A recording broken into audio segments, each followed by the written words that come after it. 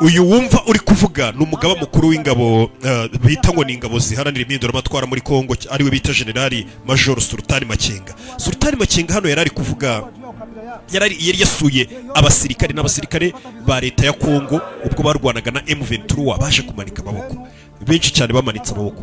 Abasirikare benshi bamanitse amaboko ba leta ya Kongo cyangwa se ba Tshisekedi. Abo basirikare bose ba FARDC abenshi amagana n'amagana barafashwe bashyirwa ahantu mu kigo bafashwe na M23. Sultani Makenga yari yabasuye hano yari ari kubaganiriza ababwira ni ikintu yakoze abantu barumirwa. Sultani Makenga yasuye bano basirikare arabaganiriza arababwira ati ndagira ngo mbabwire ko igisirikare mwakoreraga kiri atari igisirikare cya nyacyo. Ati uko igisirikare cya nyacyo ntago ari igisirikare kireba ku moko kivangura, kuko abantu basirikare burumva ko banabyemera ubwo yabibabwiraga bakabyemera. Barabyemera ko igisirikare cya Kongo koko gifatanije n'izo za FDLR cyari igisirikare kigira bo gihohotera bitewe n'ubwoko bwabo. Ibyo twagiye tubibona ni ibintu bibayo. Hano Sultani Makenga abwiraga bano basirikare ba Kongo abwira ati igisirikare cya nyacyo ntago ari kigendera ku moko, ntago ari kivangura. Aribwo yababazaga ati ese murifuza gusubira kuba bari abasirikare mwahoze muri bo bica abantu biba batera amabanki mbega abasirikare bameze nk'amabandi? Baravuga toya ntago ari byo dushaka gusubiramo. Nibwo rero uyu Sultani Makenga yababwiye ati ndagira ngo tubakoremo abasirikare ba nyabo kuko ntago mwe mwana abasirikare ba nyabo. Abwira igisirikare cya Kongo ibaza uyu umuyobozi wa M23 ariko abasirikare yafashe ba Kongo ba FARDC arabwira ati murabizi ko mutara abasirikare namwe ba nyabo, tugiye kubatoza tubahugura ariko nimba mubishaka. Yabanje arabaza ati muri tayari twubaka igihugu cyacu, tubahoza igihugu cyacu cya Kongo, tugira igisirikare kizima mbega tube turi abasirikare bafite discipline? Barabimwemerera abahoze bakorera igisirikare cya Kongo.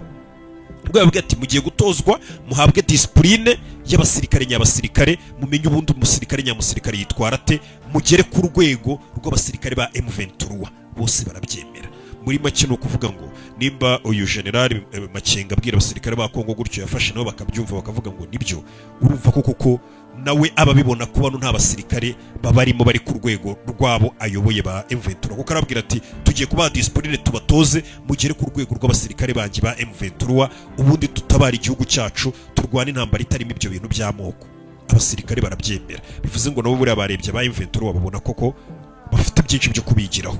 Bivuze ngo Sultani Makenga yatangiye guhindura abasirikare ba FARDC ba Kongo akabahindura kugira ngo none baze bamufashe barwanya ubutegetsi bakoreraga bwa Tshisekedi. Iki ni igikorwa bayakoze yamanuye na kamera akabaganiriza neza akababaza nimba barafashwe neza. Ubona ko abasirikare b'imfungwa z'intambara bafashwe neza ku buryo banifuza kuba bakorana Sultani Makenga. Kandi ibingibi kuba yabikoze hari n'amakamera n'ibiki, bivuze ngo n'abandi basirikare bose bakomeje guhunga ba FARDC akanya kariko kose bashobora nabo ubwabo kuba bajoininga M23 kuko urabona ko ari sensibilisation y'abari mu nyine n'ubundi. Muri make ni ikibazo gikomeye cyangwa se gisa nk'ikitoroshye ku buyobozi bwa Tshisekedi kubona ko abasirikare be batangiye guhindukira bakaza gukorana n'abari kumurwanya aribo M23. Nanone Sultani abikoze nyuma yuko nanone yagaragaye mu mashusho yari yabanje yagiye gusura abasirikare n'ubundi ba Kongo barashwe na M23 cyangwa se bakomerekeye mu ntambara na M23 bari mu bitaro, arabasura bashyira ibyo kurya ababwira ati rega twese turabanyekongo iyi Kongo yacu ntago twakagombye gusubiramo. Ni mu gihe abo basirikare ba Kongo bo baba bavuga ngo M23 mwebwe muri abanyarwanda ntago mukwiye kuba mu gihugu cyacu babavangura kandi twavuze inkomoko yabyo byose.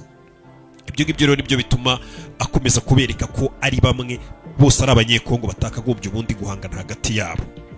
Nako ruba urugero rwiza kubona umuntu wakuvanguye weho wamugeraho ukamwereka ko muri abanyekongo mwese nta kibazo. Mu mujyi wa Bukavu kandi nanone nta masasu ari kuvuga usibye ngo mu duce tumwe na tumwe uri kumva amasasu y'imbunda ntoya ziri kuvuga gake gake kuko ngo abasirikare ba M23 bamaze kwinjira no mu mujyi katikati ndani mu mujyi wa Bukavu. Gusa nanone bikavuga ko abasirikare ba M23 nubwo binjiye muri Bukavu nta basirikare ba Kongo bahabona kuko bivuga ko bamwe bari bahunze. Hari nandi makuru ngavuga ko abasirikare ba Kongo bose harimo bahunze ariko ntago ari bose ngo bahunze. Hari abandi ngo bashobora kuba bateze bari hafi ngo bategereje ko M23 yinjira mu mujyi kugira ngo barebe ko bayifatirana ikigera mu mujyi neza cyangwa se bayice mu cyuho muri humye babashe kuyataka. Ibyo nabyo n'ibindi biri kuvugwa.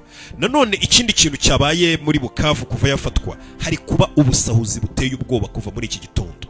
mu masoko, cyane cyane amasoko acuruza ibiribwa n'ibindi byose, abaturage bahigabye benshi b'insoresore batangira gusahura, bikorera imifuka, bikorera ibiki. Urabizi hariho hose intambara zijyana n'ibintu bijyanye no gusahura, abantu barasahura uko byagenda kose. Ndetse ngo hari iturika ryigeze kumvikana risa nk'irihambaye muri Bukavu, ariko ritari ry'amasasu. Bivugwa ko ryabereye mu kigo cya gisirikare kiri Bukavu.